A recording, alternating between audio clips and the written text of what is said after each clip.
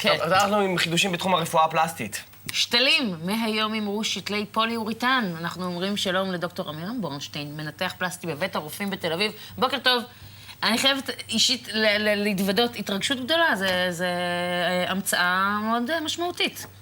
פיתוח משמעותי. כן, לאורך השנים אנחנו רואים התפתחות אבולוציונליות. זאת אומרת, התפתחות איטית, ממציאים, זה קצת נהיה יותר טוב, משתנה.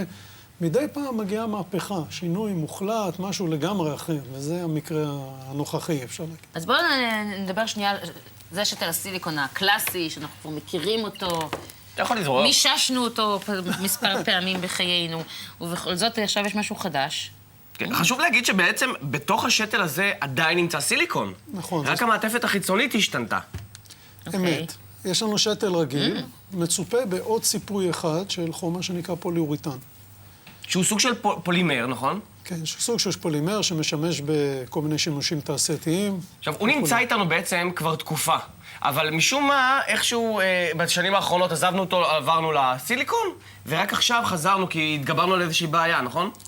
כן, עד שנת 91 היה בשימוש, 100,000 שתלים כאלה הוחדרו, ואחרי זה, בתקופה שגם הסיליקון יצא משימוש, הוא יצא מהשימוש יחד איתו, ולמעשה חזר עכשיו הרבה אחרי הסיליקון. אבל היתרונות הגדולים שלו, אנחנו נדבר מיד אחרי הפסקת הפרסומות, אז חדשות פרסומות, ואנחנו מיד חוזרים, ממשיכים מכאן. לחיות אבל אנחנו חזרנו, אנחנו ממשיכים בדיוק מהנקודה שהפסקנו, אנחנו מארחים כאן את דוקטור עמירם בורנשטיין עם שתלים חדשים להגדלות חזה. שתלי סיליקון, שתלי פוליאוריתן. בדיוק. אז אמרנו, קובי ככה ציין ובצדק שבפנים עדיין יש סיליקון. אז במה שינוי המעטפת משנה את השתל בעצם? תראי, המעטפת זה מה שקובע בעצם את הקשר בין השתל לגוף. זאת אומרת, הרקמות של הגוף בדרך כלל נוטות לדחות שתל, כל משהו שהוא זר, נכון? ואנחנו יודעים שזה בכלל בניתוחי הבעיה העיקרית של שתלים זה שהם לא נקלטים כל הזמן. עכשיו, זה לא שם נכון, זה בעצם תגובה לגוף זר. השתל הזה הוא שונה לגמרי, בגלל שהגוף צומח לתוכו. ולכן הוא לא יכול לשנות מקום, הוא לא יכול לזוז, הוא פחות נופל, אבל גם התחושה יותר נעימה. אנחנו יודעים שהרבה פעמים סביב שתלי סיליקון נוצרת קופסית כזאת, נכון? איזושהי קפסולה קשיחה. נכון. פה זה קורה פחות? תלוי, כן. תלוי את מי אתה שואל. ה-FDA דיבר על אחוזים יחסית גבוהים של קרוב ל10%. בשטח אנחנו רואים הרבה פחות. אבל אין ספק שבשתלי פוליאוריתן זה בין 10 ל-1/15 מהדור הזה של שתלי סיליקון. רגע, אז אתה אומר שכאן הגוף כאילו צומח לתוך השתל, אז נניח יום אחד אני רוצה להוציא את השתל, האם אני אוכל? אפשר. טוענים שזה יותר קשה להוציא את השתלים, זה לא כך נמצא כבעיה, והוציאו אותם בלי בעיה כשהיה צריך להסיר אותם. מה המשמעות של זה שהוא מרגיש אחרת? כלומר, זה כזה יותר חלק וזה קצת זמש.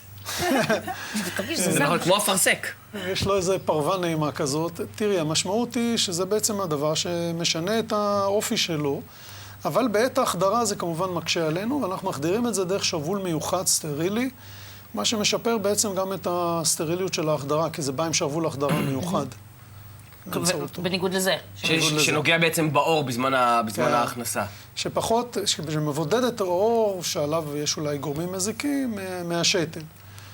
המנתח צריך איזושהי התמחות נוספת בשביל לעבוד עם פוליאוריתן? זה דורש טכניקה, טכנולוגיה אחרת? יש עקומת למידה לכל דבר, וגם לזה. זה לא איזו עקומת למידה בלתי אפשרית או מסובכת, אנחנו משתלטים עליה. העניין הוא לא אם המנתח לומד, אנחנו יוצאים מהנחה שהמנתח הוא יודע מה הוא עושה, ויכול להציב את זה בצורה נכונה בפנים, כך שבפנים בעצם יש אחוז, זה פותר חלק גדול מהבעיות. הבעיה העיקרית שלנו זה תגובה לגוף זר, או במרכאות כפולות, דחייה, זה לא דחייה. שנקראת קופסית, ובעיה אחרת זה displacement, תזוזה לאורך השנים של השתל, זה פותר את שתי הבעיות האלה. זה משפר מאוד את המגע. השתל הוא פשוט חלק מהשד, ולכן פחות אפשר למשש אותו. זאת אומרת, בעצם אישה שעוברת ניתוח הגדלה הייתה רוצה תחושה כמה שיותר טבעית, והרבה פעמים התחושה הזאת של הקשיות בשד היא לא משהו שנשים רוצות. זה עשוי לפתור את הבעיה. כן. זאת אומרת, אז בעצם כל אישה אמורה היום לבוא ולבקש את השתל הזה ולא את זה. זאת אומרת, הסיליקון בפנים הוא אותו סיליקון, רק הציפוי שונה. הסיליקון הוא אותו סיליקון, ולעקרונית אתה צודק. מעשית, אנחנו רואים דברים חדשים נכנסים בהדרגה. אנחנו לומדים אותם עם השנים.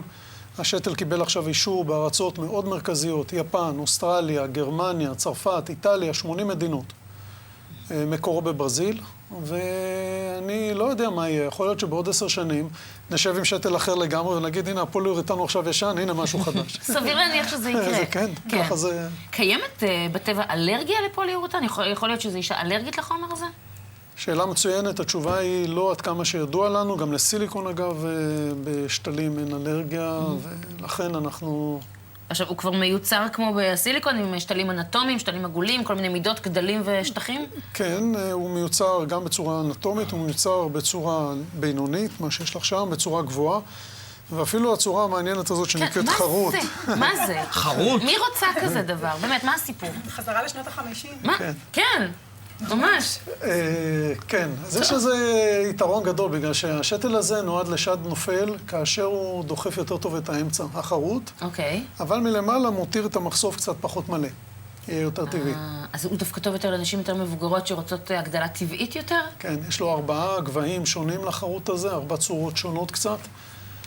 ושוב, יכול להיות שפעם זה יהיה כל כך נפוץ חרוטים, שעל הרגילים יגידו, מה זה העגול הזה?